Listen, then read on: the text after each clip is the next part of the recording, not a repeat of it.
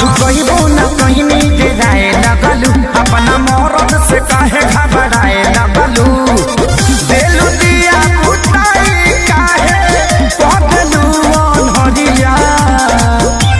सुनो बहुत उठे दादा कोमल के भीतर।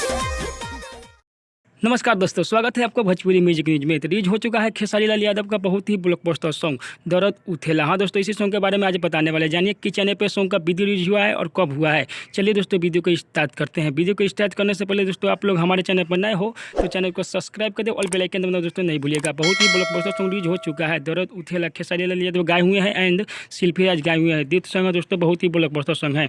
तो आप लोग जानिए किस चैनल पर सॉन्ग रिलीज हुआ है और कब हुआ है। तो वीडियो को हमारे शुरू से अंत तक देखिए, भगा दोस्तों नहीं देखिएगा तो कुछ भी दोस्तों समझ में नहीं आएगा।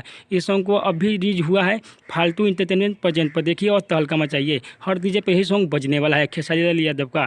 फालतू इंटरटेनमेंट प्रेजेंट पर फुल वीडियो सॉन्ग रिलीज हो चुका है, जाइए और देखिए तहलका मचाइए।